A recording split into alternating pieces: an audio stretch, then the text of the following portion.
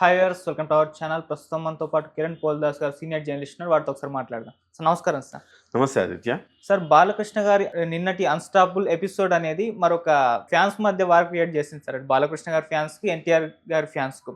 అదేంటంటే సార్ బాబీ గారిని ఆయన తీసిన సినిమాలకు సంబంధించిన అన్ని హీరోల గురించి ఆయన ఒపీనియన్ అడిగి బాలకృష్ణ గారు తెలుసుకుంటారు. కాకపోతే ఒక జూనియర్ ఎన్టీఆర్ గారి 'జై లవకుశ' సినిమా గురించి మాత్రం ఆయన షోలో ప్రస్తావించలేదు. దీనిపైన ఇప్పుడు చర్చ జరుగుతుంది. కావాలనే బాలకృష్ణ గారు అవాయిడ్ చేశారని. అయితే ఇంకో వెర్షన్ కూడా వినిపిస్తుంది సార్. అంటే ఆ షోలో అడిగారు జూనియర్ ఎన్టీఆర్ గారి గురించి. కాకపోతే ఎడిటింగ్‌లో ఆ సీన్ లేపేశారు అని చెప్పేసి అంటే ఫుల్ ఎపిసోడ్ వచ్చిందా? ఫుల్ ఎపిసోడ్ వచ్చింది.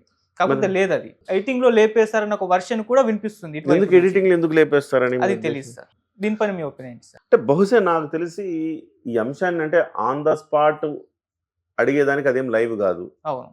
ఆ తర్వాత ఎడిటింగ్‌లో తీసేయడానికంటే ముందుగా ఒకవేళ అడగాలి అనుకోని వద్దులే ఇది మనకి మంచిగుండదు, ఇది కరెక్ట్ కాదు, తెలుగుదేశం పార్టీ ఎమ్మెల్యేగా ఉన్నాడు, తెలుగుదేశం ఫ్యాన్స్ ఫీల్ అవుతారనుకుని తీసేశారా? తీస్తే ఓవరాల్‌గా చూస్తే కనుక నాకు తెలిసి అసలు అడక్కపోయి ఉండొచ్చని నేను అనుకుంటున్నాను. ఓకే. ఎందుకంటే జూనియర్ ఎన్టీఆర్ తోటి నందమూరి ఫ్యామిలీకి ఒక వ్యత్యాసం, ఒక దూరం అయితే ఉన్న విషయం చాలా రోజులుగా మనం చూస్తున్నాం. అవును. అది రాజకీయంగా చాలా పెద్ద ఎత్తున రాజుకుంది. ఇవాళ కాదు, హరికృష్ణ గారు ఉన్నప్పటి నుంచే ఆ విభేదాలు స్టార్ట్ అయినాయి. ఓకే. హరికృష్ణ గారిని చంద్రబాబు గారు దూరం పెట్టారని ఆ రకంగా స్టార్ట్ అయినాయి. అయితే ఇక్కడ సిచ్యువేషన్ మనం అర్థం చేసుకోవాల్సింది ఏంటంటే, ఒక సున్నితమైన కోల్డ్ వార్ నడుస్తోంది. నడుస్తున్నప్పుడు ఒకళ్ళ గురించి ఒకళ్ళు మాట్లాడటానికి కొంచెం ఇబ్బందిగా ఫీల్ అవుతున్నారు. ఓకే. మెగా ఫ్యామిలీలో అల్లు అర్జున్ ఏ రకంగా అయితే అల్లు అర్జున్ ఎపిసోడ్ ఉందో, junior NTR episode Telugu Desam party వాళ్ళకి అట్లా కనబడుతుంది. జనసేన వాళ్ళు అల్లు అర్జున్ ఎట్లా చూస్తారో, తెలుగుదేశం వాళ్ళు జూనియర్ ఎన్టీఆర్ని అట్లా చూస్తారు. ఎందుకంటే ఆ ఫ్యామిలీ వరలో ఇమడకుండా నేను తోపు అనే ఫీలింగ్ ఎప్పుడైతే వాళ్ళు ప్రదర్శిస్తారో డెఫినెట్గా అక్కడ ఒక వ్యతిరేకత ఎదురవుతుంది. కాకపోతే ఇది చాలా రోజుల నుంచి ఉంది కాబట్టి సమస్య పోయింది.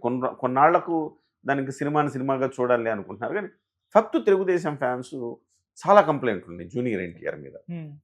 స్వయంగా వాళ్ళ మేనత్తని అసెంబ్లీ సాక్షిగా దుర్భాషలు ఆడినప్పుడు ఆయన స్పందన ఉండాల్సిన రీతిలో లేదు. తన తాతగారి పేరు తీసేసి వైఎస్ఆర్ గారి పేరు పెట్టినప్పుడు ఆయన స్పందన ఉండాల్సిన రీతిలో లేదు. తాతగారు ఉదయం లేస్తే తాతగారు అని చెప్పుకుంటారుగా జూనియర్ ఎన్టీఆర్ గారు. మరి అటువంటిప్పుడు తాతగారు పేరు తీసేసినప్పుడు ఆయన ఏ రకంగా మాట్లాడాలి అని వాళ్ళు ఎక్స్పెక్ట్ చేస్తారు. జూనియర్ ఎన్టీఆర్ కోణంలో ఏమవుద్దంటే, నేను రాజకీయాల్లో లేను కదా, అనవసరంగా నేను దీన్ని ఇష్యూ చేసుకోవడం దేనికి, పైగా వాళ్ళతో సత్సంబంధాలు లేవు, అటువంటిప్పుడు నేను దాన్ని ఇష్యూ చేసుకోవడం దేనికి అనే రీతిలో ఈయన ఆలోచిస్తున్నాడు. అంటే ఈయన కోణంలో చూస్తే ఈయన కరెక్ట్ అనుకోవాలి, ఆయన వాళ్ళ కోణంలో చూస్తే వాళ్ళు కరెక్ట్ అనుకోవాలి. జూనియర్ ఎన్టీఆర్ ఎక్కడా బాలకృష్ణను కానీ లేకపోతే ఇంకొకళ్ళని కానీ ఒక మాట అన్నదీలే, వాళ్ళు అన్నదీలే, కానీ ఒక రకమైన కోల్డ్ వార్ నడుస్తుందని చెప్పాలి. అయితే అందులో భాగంగానే బాలకృష్ణ గారు ఇష్టపడరు. మొన్న మీరు తారకరత్న గారు చనిపోయినప్పుడు సంస్మరణ సభ జరుగుతున్నప్పుడు జూనియర్ ఎన్టీఆర్ వచ్చినప్పుడు కూడా ఒక విజువల్ వైరల్ అయింది. జూనియర్ ఎన్టీఆర్ తర్వాత పక్కన వాళ్ళ అన్నయ్య కళ్యాణ్ రాము ఉన్న విజువల్లో బాలకృష్ణ గారితో ఏదో మాట్లాడడానికి వీళ్ళు ప్రయత్నం చేస్తే బాలకృష్ణ గారు మొహం తిప్పుకొని వెళ్ళిపోయారని ఈ రకమైన చర్చ కూడా నడిచింది. సో ఇక్కడ ఒక పచ్చగడ్డి వేస్తే భగ్గుమనే పరిస్థితి అని చెప్పను కానీ ఇద్దరి మధ్య భేదాభిప్రాయాలు అయితే ఉన్నాయి.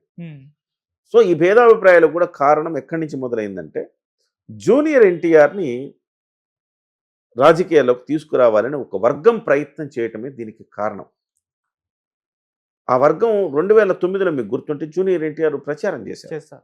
ఆయనకి యాక్సిడెంట్ అయింది, ఆయన బ్రహ్మాండంగా మంచి ఆరేటర్, ఆయన తెలుగుదేశం పార్టీకి దశ దిశ చూపగలిగిన వ్యక్తి కేవలం జూనియర్ ఎన్టీఆర్ఏ అనే ఒక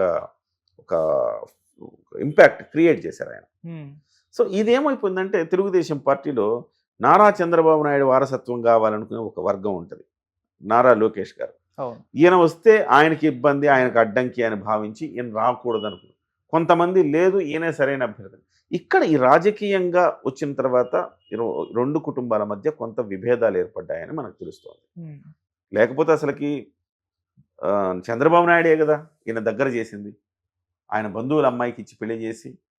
సో ఎన్టీఆర్ పెళ్లి చేసుకున్నది వాళ్ళ బంధువుల అమ్మాయిన, అవును. చంద్రబాబు గారి బంధువుల అమ్మాయిన. సో ఆ అమ్మాయిని పెళ్లి చేయడం దగ్గర నుంచి ఆ కుటుంబానికి దగ్గర చేసి ఒకటిగా ఉండాలి మీరంతా అని చెప్పింది చంద్రబాబు నాయుడే. కానీ ఎప్పుడైతే రాజకీయ కాంక్ష పెరిగిపోతా ఉందో రాజకీయాల్లోకి జూనియర్ ఎన్టీఆర్ని రానివ్వకూడదు అనేది ఒక స్పష్టమైన గీత ఉంది అక్కడ. ఆ గీత జ్వరపడి మీరు ఎంటర్ అయితే కనుక మళ్ళీ తెలుగుదేశం పార్టీ నుంచి మీకు మద్దతు లభించింది. ఆ ఒక ప్రయత్నం జరిగింది. ఎన్టీఆర్ ఫ్లెక్సీలు తొలగించి ఒక మహానాడప్పుడు ఆయన ఫ్లెక్సీలు తొలగించేసి ఆయన వరుసగా ఆయన ఫ్లెక్సీలు వేస్తే ఆయన ఫ్లెక్సీలు తొలగించేసి మొత్తం లోకేష్ గారు ఫ్లెక్సీలు వేయడం, ఇక్కడ ఒక వార్ నడిచింది. అవును. ఆ వార్ నడవడంలో ఈయన నొచ్చుకొని ఈయన వెళ్ళలేదు అక్కడికి. ఈ రకమైన అక్కడి నుంచి చినికి గాలివానైనట్టు ఇవాళ అలా అగాధం, ఆ దూరం కాస్త ఒక అగాధంలా మారిపోయింది. అగాధం ఉన్నప్పుడు సహజంగా బాలకృష్ణ గారు జూనియర్ ఎన్టీఆర్ గురించి మాట్లాడతారని నేను అనుకోను. అలా మాట్లాడే అవకాశం కూడా లేదు. మాట్లాడితే ఏముంది, మొత్తం మ్యాటర్ క్లోజ్ కదా, ఇద్దరి మధ్య సఖ్యత ఉన్నట్టే అనుకోవాలి.